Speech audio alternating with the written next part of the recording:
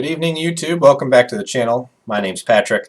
Today I was digging around in my closet full of junk and technology, and I found a product that you might find interesting to review. This is the pink limited edition PlayStation Portable? Question mark? No, it's not. It's actually a knockoff version. This is the JXD A1000. You can see some foreign lettering on there. It is a Chinese kind of knockoff of a PlayStation Portable. So here it is, glossy back, kind of like the original PlayStation Portable. You got some speakers on either side, which are actually pretty good. Over here we have a camera. It's 2 megapixel, and it is absolutely horrible. Never ever use it. You can take pictures and video on here, but not really something you want to do with it. Up here at the top we've got our L and R buttons, and they feel actually really great. You've got 2 headphone outs and a mini USB for charging.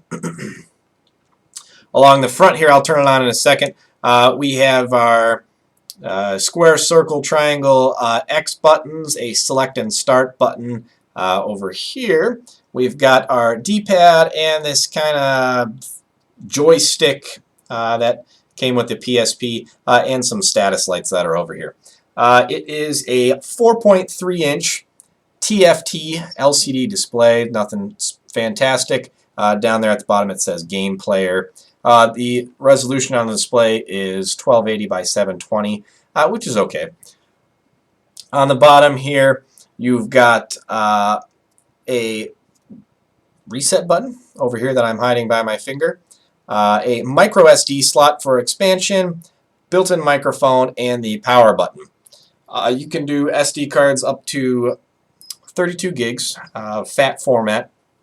I have just an 8 gig in here, and it works pretty well. And that's basically the exterior here. Really very close to the same dimensions of a PlayStation Portable. Might be even a little bit thinner. This back here obviously does not work with any cartridges or anything like this. This is intended to be an emulator. So let me turn this on for you real quick. You just kind of hold this power button here on the bottom. The light goes on. JXD comes up on the screen as the manufacturer. Boot time is fine. And then you can kind of see here, that looks like an Apple operating system. Even the icons are awfully close to what you might remember with iOS 6. I think it was 6. Older iOS. So they kind of copied that. They copied the PSP. This is really one of those knockoff devices that you can get overseas. But for 50 bucks, it is pretty darn nice. Now, JXD is an electronic company. They make a whole bunch of different products. They do make a lot of these portable players. They have some Android ones that are like really nice, like $150, $200 ones that have, you know, quad cores in them and 4 gigs of RAM and 7-inch displays, and they got these nice, you know, full controllers on either side. But this is definitely the cheap end one. I have an 8 gig in here. It does have 4 gig internal storage, and I use it exactly as an emulator. The camera is horrible. Watching video on it's not really great. It's only a 720p screen, and even 720 content it really doesn't look that good. Screen's a TFT LCD, but for 50 bucks, this is really the you want to relive some of your childhood, and you got some old Pokemon or Super Mario, Legend of Zelda, some of those old games like, you know, Contra even, and you want to play some of those. This does a very, very good job at it. Let me go to JXD's website. If you just Google this, JXD A1000, you can find it on Amazon and a couple other places like ThinkGeek occasionally, geekbuying.com, dx.com. Amazon has it occasionally. So on JXD's website, it talks about a 4.3 16 by 9 TFT LCD. Games, it says it can do Game Boy Advance, Game Boy Color, Game Boy, NES, SMD, SMC, BIN, SWF, 16-bit, 32-bit, and 64-bit games. Let's see, 2 megapixel camera. Video is a 1280 by 720p display. It can play WMV, VOB, FLV, ASF files, DAT files, MP4, 3GP, and MPEG files. And the output You can do this out to a TV using composite video, and composite video is at 720 by 480, so it's not that great if you want to output it to a TV. The built-in lithium battery is pretty darn good. You get about 6-7 hours of gameplay, 12 hours of audio, and it's not too bad. Capacity is 4 gigs plus 32. Comes in a whole bunch of different colors, but I've never been able to find any color different than black. Dimensions are a little under 7 long, a little under 3 wide. Depth is 0.61 inches, and height, well, they don't have height. Weight is ½ pound. This is very, very lightweight, made out of some chintzy kind of plastic, but the weight is fine in the hands. It's not too heavy, it's not too lightweight. They says it has a 5 megapixel camera on here for 720p video recording, but up here on the same page it says that it's a 2 megapixel camera. I don't know if they can actually do 720 on that, even though it says 5 megapixel down there and 2 megapixel up there. On the back here it doesn't mention what pixel density it is. Built-in 1600 milliamp hour rechargeable battery, which is pretty darn good actually. It talks about it has a whole bunch of language supports, can support audio recording, FM radio, ebooks, time display, calendar, clock, and what comes in the box. We will go over that here quickly. I probably should have done that first. Nothing impressive really. In the box you have the cable to do out. So you have out of here into your composite and audio.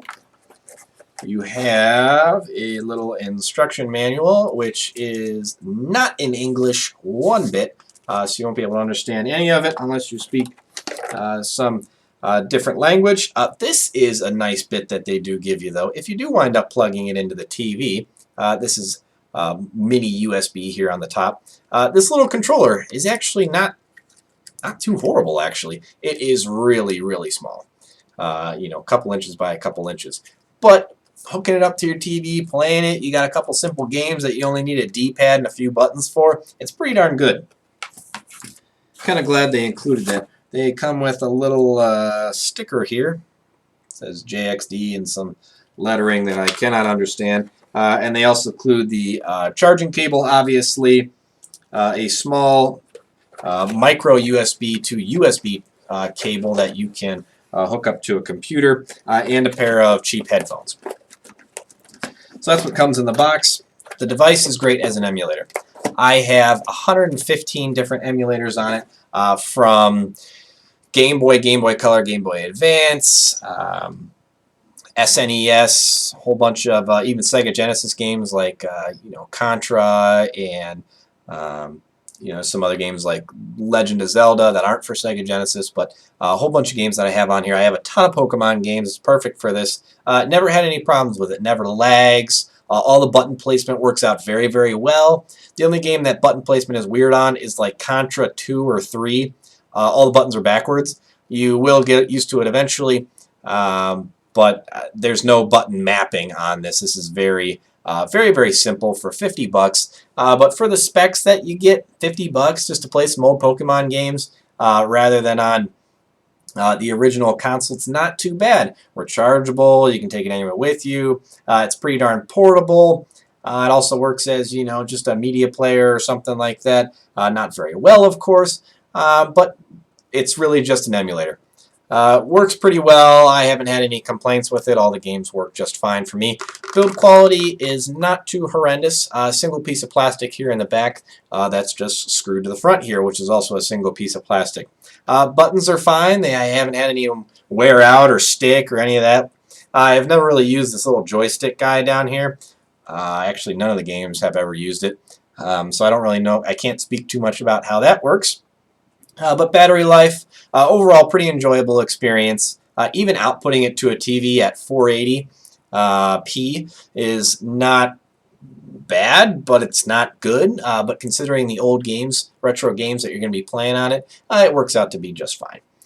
So this has been the review of the JXD A1000 Like the video if you like it, dislike it if you dislike it. If you have any questions or comments, please leave them in the section below. I'll be answering them to the best of my ability. If you do come across one of these, 50 bucks, you decide to buy one, you need some help setting it up, if you need a good place for games or emulators or zip files, what files to unzip, what files to leave zipped, so how this reads this correctly. I've been over all of it. I've invested way too much time in this thing, and I can probably help you set yours up. So once again, JXD A1000. We will see you next time. Thanks for watching this review.